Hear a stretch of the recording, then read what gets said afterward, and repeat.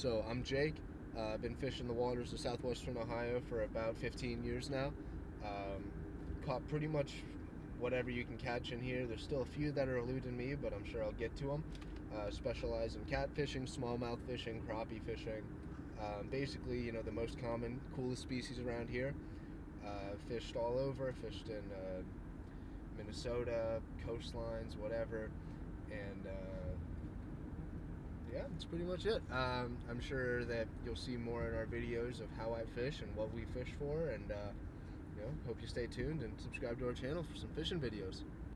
Hey guys, my name is Donovan. I forgot to record an intro after Jake's, but I'll be doing most of the filming and editing for this channel.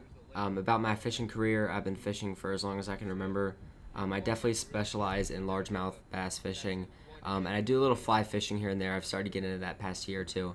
But yeah, so I've been fishing around, you know, ponds, streams, and rivers around Southwest Ohio for a while now. Me and Jake each have our own fields of expertise that we'll combine and share for you guys, and hopefully you guys can learn something from our channel. So yeah, hope you guys enjoy the video. Okay, so we're going to be going to Batavia. So Batavia, Ohio, Cincinnati, Southwest Ohio, SWO. And we are going to be fishing the East Fork of the Little Miami at the exact place where it starts. So East Fork Lake, William Herschel Lake, is the lake that's formed by the damming of the East Fork of the Little Miami River. It's a pretty big lake. It's probably the biggest one around here. And they have a large dam, which you'll see, and they let a certain amount of water out of the dam. Now that water, you know, they got all sorts of rocks, mesh, cement, things that you'd normally expect to stop erosion. And those rocks, that cement, and that influx of water is a great spot to fish. So we're here at the bait shop. We're picking up our minnows. We're going to get about 2 dozen. I forgot my minnow bucket at home. So what we're going to do, you got a water jug laying around. They got to put the minnows in something. So try not to cut your fingers off, and just leave the handle on. You got to be careful. And then you got yourself a little minnow carrier. That's how we do it around here. Interesting fact. So the county we're in, which is Claremont County, is the furthest west county in Appalachia. So Appalachia, as it's, you know, usually defined, they have a list of counties. The county we're in is Claremont, which is, if you know, you look at it, the furthest west that the official Appalachia goes. And it definitely reflects when you look at all these hills and all this real deciduous vegetation here. It's very Appalachian, and the people are too. So we might see some of that as well. But yeah, I mean, you see these sweeping valleys and these large, just dense, impenetrable forests. You know, that's what you get when you come to Appalachia. Here's the dam, right there. On the other, so right now, if we were over on the other side of the dam, we would be under about 10 to 20 feet of water. So this is not at all what a natural river looks like. When I picture river fishing, which is the majority of what we do around here, it does not look a thing like this. It's mostly, you know, real shallow, real rocky, very natural. You got a heron down there too. There's always a heron chilling out down there. So, you know, real shallow, real cold, real fast moving. But this is, I mean, comparatively still water, and this cement and these rocks, you know, it's gonna fall down. This cement and these rocks is more pond fishing than anything else, which is why you can use bobbers here. On a river around here, you would never fish using bobbers. You wouldn't get much at all.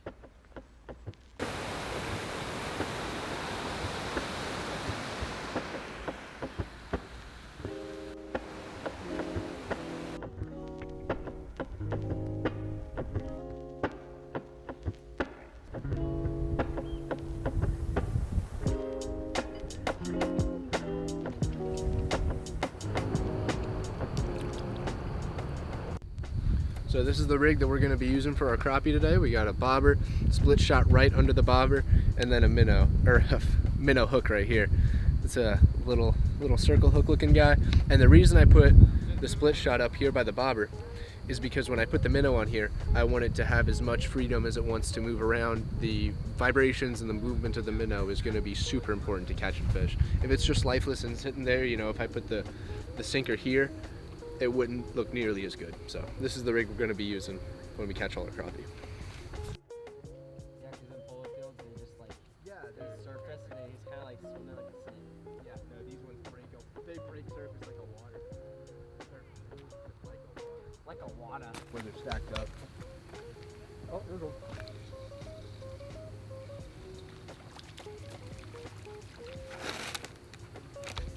And that's a nice white crappie. Right there, there's one. There, right there. Right over there. Yep. Everywhere. Right. Oh, that's something decent.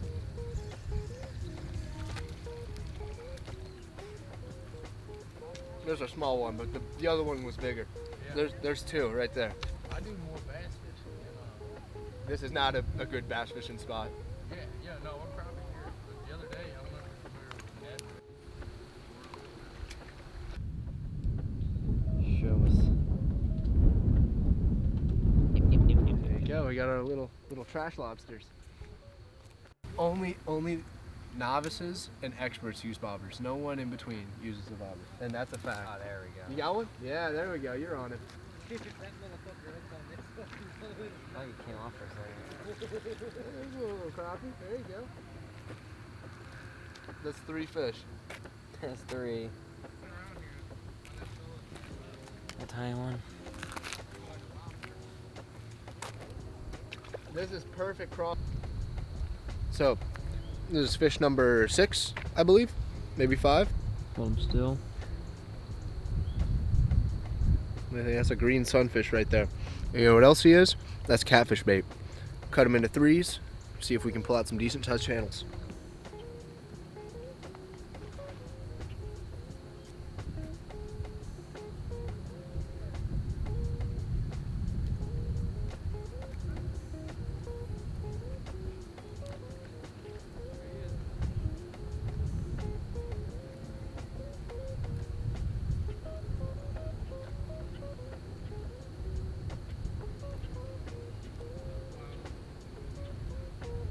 Everyone I've talked to, all the people around here, they're saying it's a slower day, and I believe it. You know, we've caught what, 6, and by this time, last time I was here, I would have caught 20 or 30. So it slowed down a bit, but we're still going to see what we can pull out. And hopefully, with that big rod, we're going to be able to pull out some nice ones, or at least one big nice one. That would be nice. Big flathead, big channel cat. That'd be very nice. I'm on it. There we go. Come here. It's another crappie, I can tell. Oh, you got off. I'm counting it. I'm counting it. That was number 7, I think. White crappie. It's pretty good. It's all right. That happens sometimes. That's a pretty loose count. Loose count. Well, you know, we haven't. Well, I'm sure the counter at the screen's proving me wrong right now. Well, but I'm saying that's like a loose, like, I was. Oh, like we didn't even get it out of the yeah. We didn't even kind of get it out of the water. Look, I saw what it was. That if a fish, okay, if I'm on a boat and I got the fish right next to me on the boat and I can see it, I can see how big it is. It gets off. I'm counting it. I don't care what anybody else says. You know, it just saved me the extra 30 seconds of unhooking it and throwing it back in the water. I consider that a catch.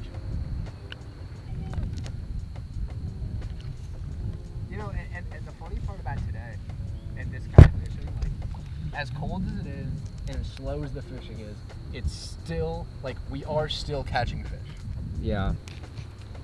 All right, so we finally got a crappie after like an hour and a half because we just caught like 2 like little green sunfish. Yeah, green sunfish. So finally got one.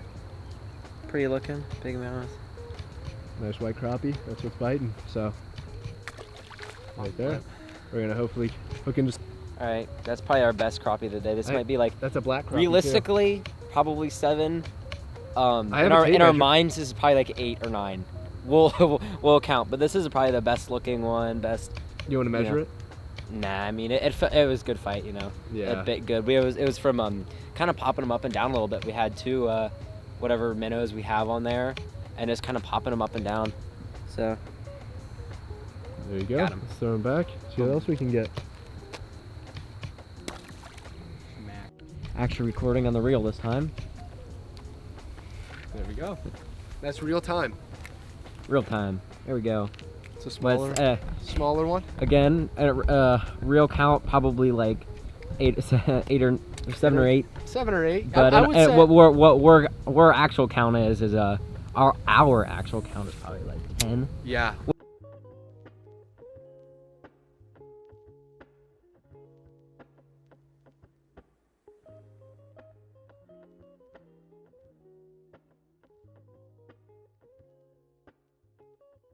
So guys, that was our first video.